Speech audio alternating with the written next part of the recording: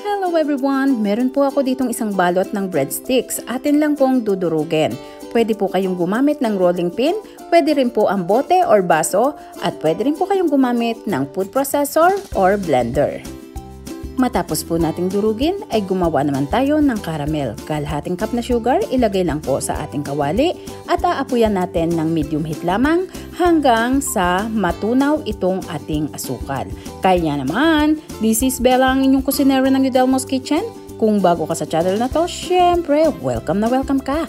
At kung dati ka naman, welcome back. Kaya naman, don't forget to subscribe, like and share, at pakihit mo na rin ang notification bell. Isama mo na yung all para lagi kang updated sa mga bagong upload. Atin na pong hahaluin kapag nag-uumpisa ng matunaw yung ilalim.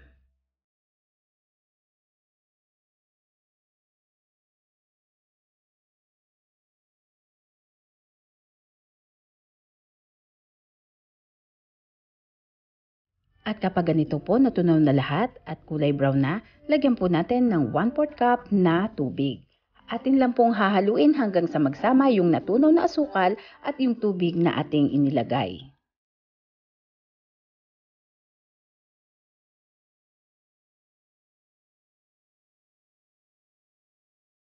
At kapag ganito na po, ay pwede na nating tanggalin sa apoy.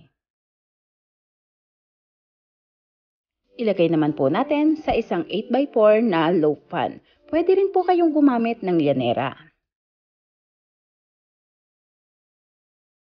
Atin lang pong ikalat hanggang sa masakupan ang buong ilalim nitong ating loaf pan at iwanan muna po natin sa isang tabi hanggang sa lumamig. Ngayon naman ay isusunod po natin itong ating dinurog na breadsticks. Lagay lang po sa isang mixing bowl. Samahan po natin ng condensed milk. Kalahating cup po ng condensed milk ang aking inilagay dito, pero pwede po kayong magdagdag, pwede rin po kayong magbawas, depende sa tamis na inyong gusto.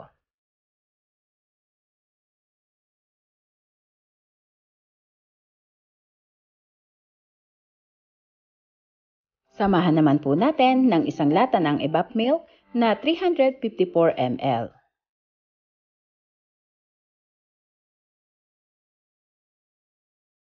Lagyan din po natin ng isang lata ng corn crema or creme densada na 354 ml din po.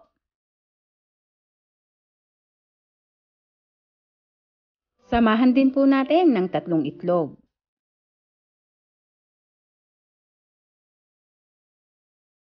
At lagyan din po natin ng 1 tablespoon na vanilla. Ngayon naman po ay ating haluin. Gamit po tayo ng wire whisk para mas mabilis magsama-sama itong ating mga ingredients.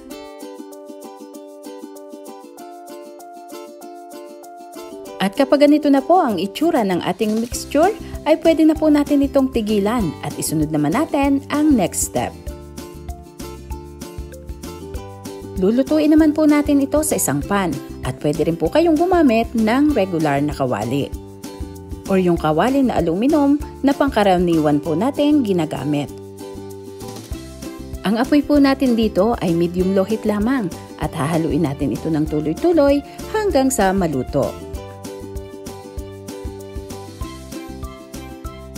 At kapag kumukulo na po, ay lagyan naman natin ng unflavored gelatin, yung clear po para mas maganda.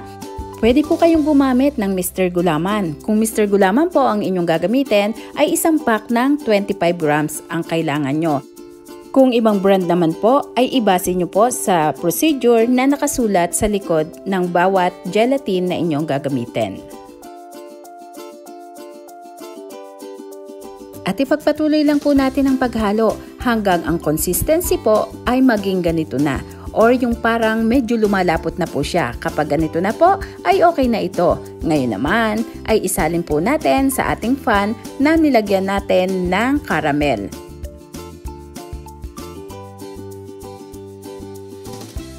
I-shake lang po natin ng konti or ating ibaksak-baksak ng ganyan sa table para po mapantay ang ibabaw. At hintayin lang po nating lumamig. Pwede po nating ilagay sa fridge ng mga 2 oras.